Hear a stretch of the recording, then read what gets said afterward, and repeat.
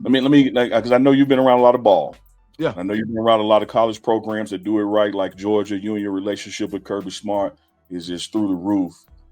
Tell you something I've seen here, and I want you to tell me why it works so well. You got D. Lewis, who's D line coach. Warren Sapp comes in as an analyst for the defensive line. Vincent Dancy moves up from analyst to DN coach. Normally, those would be three different offices, three different classrooms. These brothers all teach the same together out of one room, no ego amigo. You tell me why that works. Man, first of all, you got people who are confident. So when people are secure in what they do, you don't mind if somebody else kind of tinkers a little bit over here on my side, or can tell me or can hold me Mm, accountable, because I'm confident enough and secure in who I am as a person, as a coach, and as a former player, that I don't mind taking. I'm not above correction.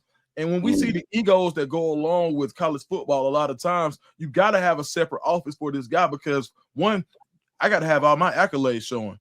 Two, I got to make sure that everybody knows that when you come talk to me, whatever decision comes out was my decision. Well, the best families and the best parenting comes from when auntie can spank you, when uncle can spank you, when neighbor can spank you, when it takes a village. And I think that's what the defensive line has become, a village, because you can't go over auntie house, or you can't go over Uncle Warren house and do something that you wouldn't do over here in Papa Lewis house. And it's the same thing, vice versa. You can't go over there with Uncle Dancy and do something different. yeah. So I think that's, to me, that's like that village mentality, and you see him play with that, because every guy who comes in there has the same intensity. You don't see a drop off when that defensive line subs. And when you got 8, 9 guys who can bring that same type of fire for 4 quarters, and you're going up against the same 5 offensive linemen, that's like you jumping somebody. And what do families do? You hit one, you hit us all. Same Yeah, thing, baby. we coming together. Let me tell you this. May she rest in peace. My aunt Becky Joe up there in Coldwater, Mississippi, right before you get to Memphis.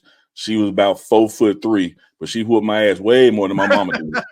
And I'm talking about anywhere from the back of your calves up to your upper back was in the target zone. So I know aunties that can whoop, baby, when you get out of line. But I feel you. That's the same thing I see. I see these guys, even finish each other's sentences, cut each other off, and there's no like, hey man, it's my room. It's my room to talk.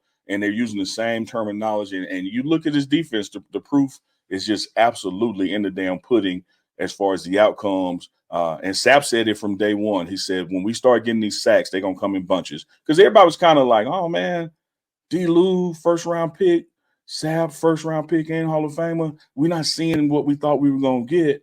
And they were like, just watch, it's coming. Because you have to earn the right to rush the quarterback, and that starts to stopping the run. Man, when you got to week 3, it's probably since week 3 and 4, we've been leading the conference in sacks. And now we're like top 5 in the top 6 for sure in the nation in Yeah, sacks.